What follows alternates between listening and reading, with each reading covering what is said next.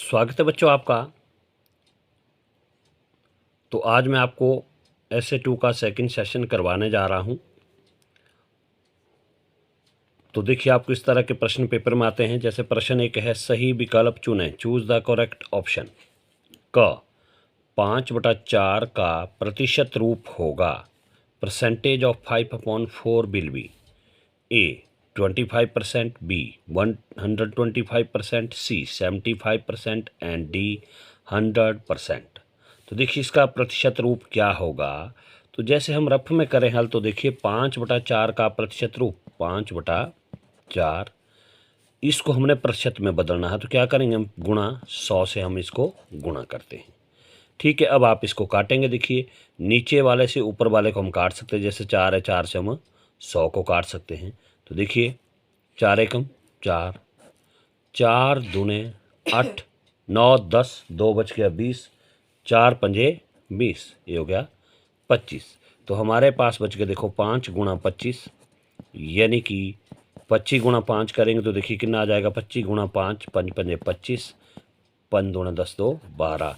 तो ये आएगा आपके 125%। तो हमारा गुणा करके आगे देखो 125 और साथ में लिखेंगे आप प्रतिशत, यानी कि आपका ऑप्शन होगा बी। क्या होगा? बी 125%। यानी कि आंसर नंबर 1 का 125% और आपका होगा ऑप्शन बी। बी भी लिखेंगे और साथ में लिखेंगे आप 125%। अब दूसरा देखिए, ख है, निम्न में से वर्ग का क्षेत्रफल है। क 4 गुणा भुजा, ख 2 गुणा भुजा, ग 2 इंटू लंबाई गुणा चौड़ाई, ग भुजा गुणा भुजा। Which of the following is formula of area of square? 4 into side, B 2 into side, C 2 into L into B and D side into side. तो वर्ग का क्षेत्रफल जो होता है वो होता है भुजा गुणा भुजा। वर्ग का क्षेत्रफल भुजा गुणा भुजा होता है। तो आपका ऑप्शन होगा ग, हिंदी वाले ग, यानी कि आंसर नंबर पहले का ख का जो होगा वो होगा आपका ग। हिंदी वाले लिखेंगे ग, भुजा गुणा भुजा, भुजा गुणा भुजा। और इंग्लिश में लिखेंगे आप डी, यानी कि साइड इंटू साइड। तो ये आपका वर्ग का क्षेत्रफल का सूत्र होता है भुजा गुणा भुजा, यानी कि area of a square side into side. ठीक है। तो एक और होता है कि वर्ग का परिमाप, वो होता है 4 गुणा भुजा। वर्ग का परिमाप 4 गुणा भुजा होता है, वो भी आपने याद करना है। आयत का परिमाप 2 इंटू लंबाई जमा चौड़ाई, आयत का परिमाप 2 इंटू लंबाई जमा चौड़ाई होता है, वो भी आपने याद करना। कुछ भी पूछा जा सकता है। ओके। ग प्रश्न देखिए इसका पहले का, घातांक 2 की घात 3 का आधार है। The base of exponent 2 power 3 is, देखिए A3, B2, C5, D6। यानी कि आपको कहा घातांक 2 की घात 3 का आधार है। अब देखिए आधार कौन होता है, जैसे ये 2 की घात 3, तो ये जो नीचे वाला होता है इसको कहते हैं हम आधार, जो ऊपर होता है लिखा हुआ इसको कहते हैं हम घात। यानी कि नीचे वाला बेस और ऊपर वाला जिसको हम लिखते हैं पावर या डिग्री भी कहते हैं, ये ध्यान रखना। तो आधार क्या हुआ आपका फिर 2, क्या हुआ आधार 2, घात हो गई 3। तो आधार का इन्होंने, तो आधार देखिए यहाँ पर कहा है इसका आधार क्या है, तो हम लिखेंगे 2, वो होगा ऑप्शन आपका बी। कौन सा ऑप्शन होगा? बी। आंसर नंबर 1 का ग, इसका ऑप्शन होगा आपका बी। और साथ में लिखेंगे आप क्या, साथ में 2, क्या लिखेंगे 2। प्रश्न पहले का ग पार्ट है। देखिए क्या कहा है कि 3/5 जमा 2/5 का योग ज्ञात कीजिए। Find the sum of 3/5 plus 2/5 is A 1, B 5/10, C 3/10 and D 2/10। D जो है वो है देखिए 2/10। यहाँ पर डी ऑप्शन जो दिया नहीं था, ये मैंने खुद लिखा, ऑप्शन इन्होंने नहीं दिए हुए हैं। तो ये होगा आपका डी जो है 2/10 होगा यहाँ पर, यानी कि दिया हुआ। तो अब इसमें से आपने इसको हल करना है, फिर आपने इसका ऑप्शन देखना क्या है। तो देखिए हमारे पास है 3/5 जमा 2/5। अब देखिए ध्यान से 3/5 जमा 2/5, 3/5 भी भिन्न है, 2/5 भी भिन्न है, यानी कि आपके फ्रैक्शन है। क्या है?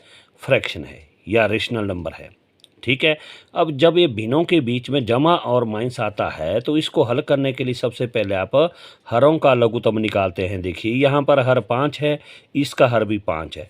5 और 5 का लघुत्तम कितना आएगा? देखो आपका 5 ही आएगा। क्यों? देखिए आप निकालिए बेशक 5 और 5 का लघुत्तम, ये 5 से चलेगा। देखिए 5 एकम 5, 5 एकम 5, तो आपका जो लघुत्तम समाप वर्तक आएगा इसका वो आ गया देखो कितना, केवल 5, यानी कि LCM। ठीक है, कितना आ गया आपका? वो 5, ये आ गया 5। अब हम क्या करते उसके बाद, आप पहली भिन्न का हर लेते हैं। पहली भिन्न का हर कितना है? 5, और लघुत्तम कितना है? 5। देखिए हर और लघुत्तम बराबर है तो हम केवल अंश का वही लिखते हैं, 3 का 3, और जमा का जमा। फिर अगली भिन्न का हर कितना? देखिए वो भी 5 है और लघुत्तम 5 है, बराबर है, तो इसका भी आप केवल अंश लिखेंगे, 2 का 2।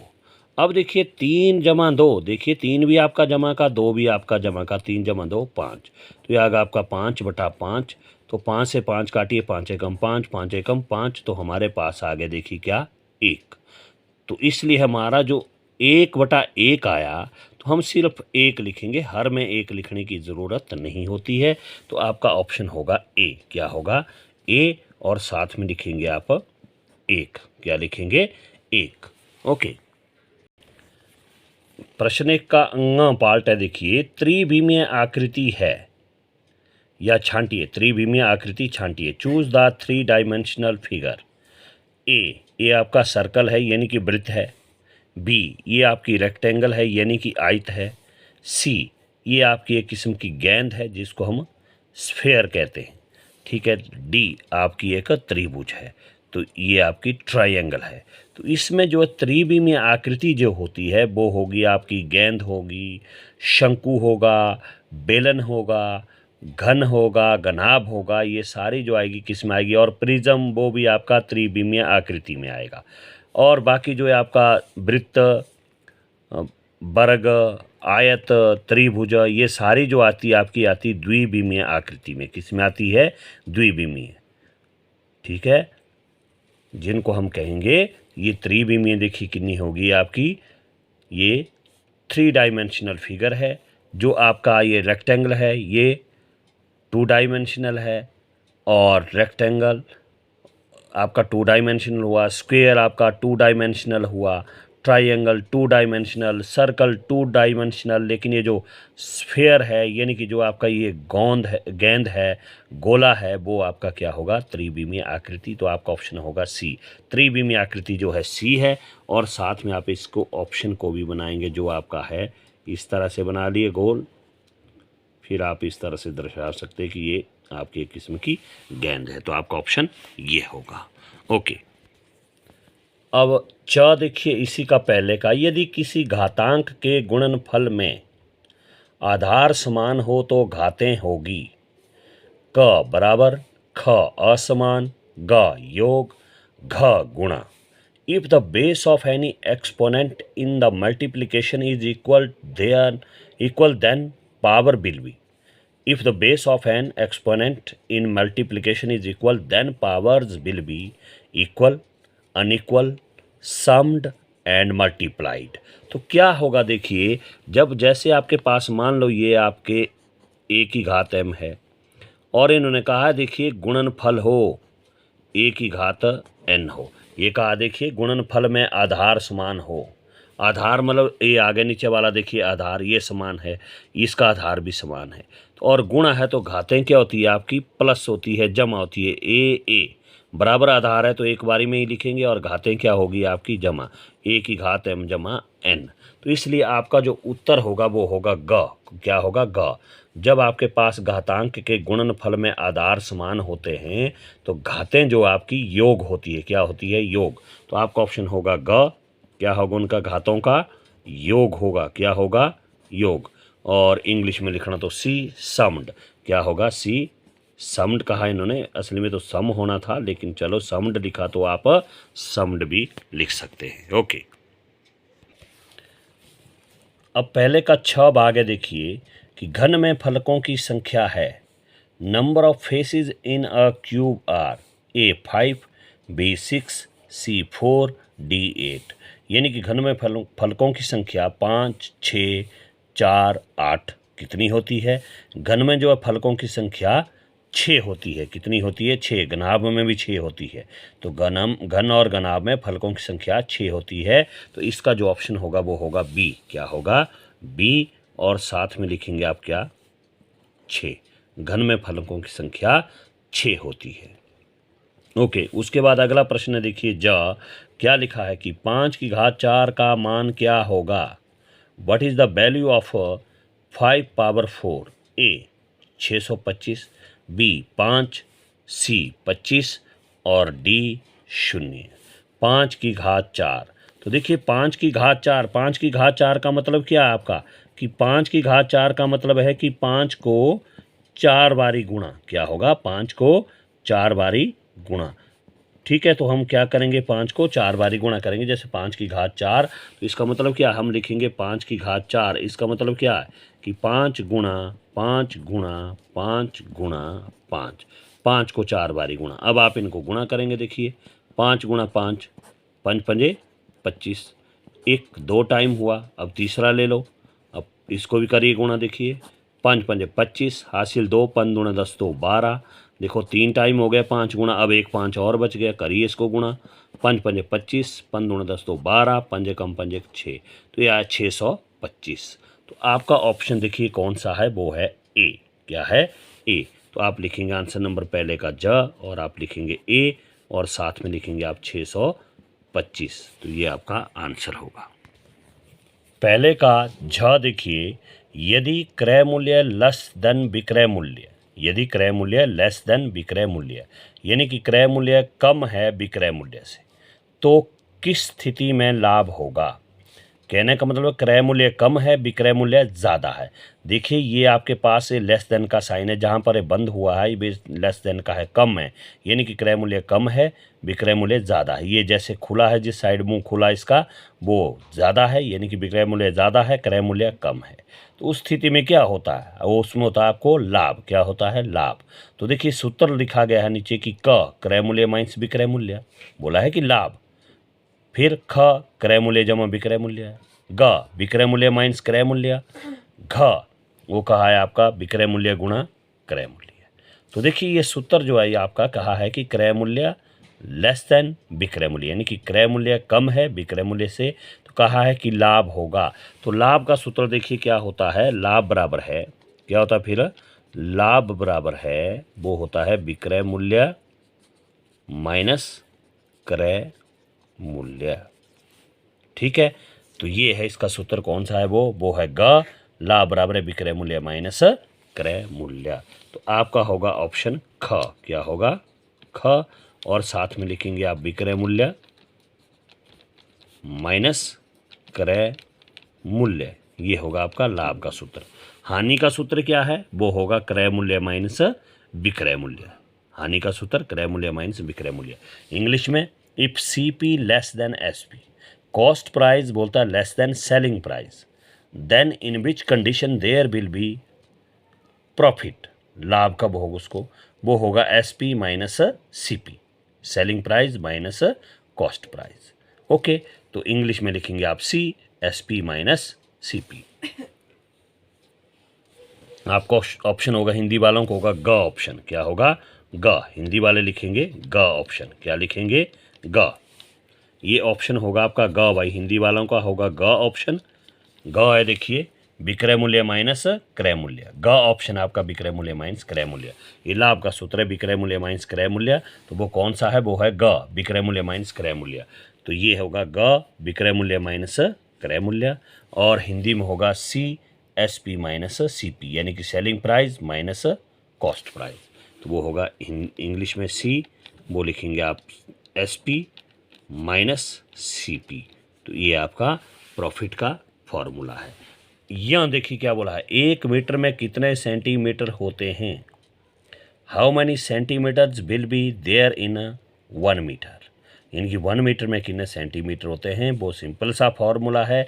1 मीटर में कितने सेंटीमीटर होते हैं? वो होते हैं 100 सेंटीमीटर। ऑप्शन दिया देखो 1000, बी 10, सी 50, डी 100। तो 1 मीटर में कितने सेंटीमीटर होते हैं? वो होते हैं 100 सेंटीमीटर। तो देखिए 1 मीटर बराबर वो होता है 100 सेंटीमीटर। 1 मीटर जो होता है, 1 metre that is equal to 100 centimetre होता है। तो 100 आपका डी ऑप्शन है। तो आप लिखेंगे आंसर नंबर 1 का, आंसर नंबर 1 का यह पार्ट, और आप लिखेंगे क्या? इसको लिखेंगे आप क्या कि डी ऑप्शन है आपका, क्या है? डी। और साथ में लिखेंगे आप 100, क्योंकि 1 मीटर में 100 सेंटीमीटर होते हैं। ओके, प्रश्न 2 है, देखिए कि रिक्त स्थान भरें, यानी कि फिलिंग द ब्लैंक्स। देखिए क है इसका 2 power 0 plus 3 power 0 plus 5 power 0 is equal to खाली स्थान। 2 की घात 0 जमा 3 की घात 0 जमा 5 की घात 0 बराबर है खाली स्थान। ख 6xy माइनस 3xy बराबर है खाली स्थान। ग त्रिभुज के तीनों कोणों का योग खाली स्थान होता है, यानी कि sum of 3 angles of a triangle is a blank. घ ए की घात m गुणा ए की घात n बराबर खाली स्थान। तो क्या करेंगे आप? जब एक खाली स्थान बने, सबसे पहले आप पूरे इसको लिखेंगे, फिर उसके बाद उस खाली स्थान को भरेंगे। जैसे मैंने यहाँ पर लिखा, देखो पहला था आपका 2 की घात 0 जमा 3 की घात 0 जमा 5 की घात 0। ये कितना आएगा? देखिए ध्यान से देखिए, जैसे 2 की घात 0 जमा 3 की घात 0 जमा 5 की घात 0 बराबर है करके देखिए 2 की घात 0 कितना हुआ? 1। किसी की भी घात 0 है तो वो 1 के बराबर होता है। जमा 3 की घात 0 वो भी 1, जमा 5 की घात 0 वो भी 1। 1 जमा 1 2, 2 जमा 1 3, कितना आ गया? 3। देखिए 1 1 1, 1 जमा 1 2 जमा 1 3, कितना आ गया? 3। तो आप इस खाली स्थान की पूरा लिखना आपने इस तरह, फिर लिखेंगे आप आगे बराबर है करके 3 खाली स्थान की जगह। अब दूसरा देखिए 6xy माइनस 3xy बराबर है खाली स्थान। 6xy minus 3xy। तो देखिए इसको भी देखिए 6xy और 3xy दोनों, देखिए 6 से पहले क्या चिन्ह है? प्लस, और 3 किस चीज़ का है? माइनस का। दोनों के चर बराबर है, देखिए xy बराबर चर वाला है, इनको आप जोड़ भी सकते हैं, घटा भी सकते हैं, क्योंकि जमा और माइनस का चिन्ह है। तो देखिए जमा 6 जमा का है 3 माइनस का 6 में 3 घटे 3, और xy का xy, और चिन्ह भी आएगा, देखिए जमा का चिन्ह बड़ा है तो जमा का चिन्ह, इसलिए जमा हम लिखते नहीं, सिंपल लिखेंगे हम 3xy। तो इसलिए हमारा आंसर आएगा यहाँ पर 3xy, ये आपका आंसर होगा। अब घ तीसरा प्रश्न देखिए, त्रिभुज के तीनों कोणों का योग खाली स्थान होता है। त्रिभुज के तीनों कोणों का योग 180 डिग्री होता है। त्रिभुज के तीनों कोणों का योग 180 डिग्री होता है। Sum of 3 angles of a triangle is, that is 180 degree. त्रिभुज के तीनों कोणों का योग 180 डिग्री होता है, यानी कि the sum of 3 angles of a triangle is 180 degree. क्योंकि इसका सूत्र है, देखिए एक होता है n-2 इंटू 180 डिग्री। अब n जो है, n होता है भुजाओं की संख्या। कोई भी पॉलीगन है बहुभुज है, n जो है वो है भुजाओं की संख्या, ठीक है। n भुजाओं की संख्या। अब 3 मतलब 3, ट्राइंगल 3 माइनस 2 और इंटू 180 डिग्री। तो देखिए 3 में 2 घटा 1 गुणा 180 डिग्री, 180 एकम 180 डिग्री। ये आगे देखो त्रिभुज का फॉर्मूला है कि कोई भी बहुभुज उसके कोणों का योग ज्ञात करना, तो n-2 इंटू 180 डिग्री। n है भुजाओं की संख्या, जितनी भुजाएं होगी उतनी लिखो। चतुर्भुज है 4 माइनस 2 होगा, पंचभुज है 5 माइनस 2 होगा, षटभुज है 6 माइनस 2 होगा, फिर उसको 180 से गुणा करेंगे। ये सूत्र है इसका निकालने का। ओके, अब देखिए अगला लास्ट जो है इसका दूसरे का, वो है a की घात m गुणा a की घात n। अब देखिए a भी आधार है, a भी आधार है, दोनों आधार बराबर है, तो इसलिए a का तो a आएगा, आधार बराबर है, और बीच में गुणा का चिन्ह है। गुणा करती बारी घातें क्या होती है? जमा होती है। ये होगा m जमा n, a की घात m जमा n, और ये आपका आंसर होगा। इस तरह से आपके छोटे प्रश्न आएंगे, तो इनको आपने ध्यान से करना है, वीडियो को ध्यान से देखना है और ध्यान से प्रश्न समझने हैं। अगर वीडियो लाइक आएगी तो पसंद कीजिए और शेयर भी कीजिए। Okay, thank you.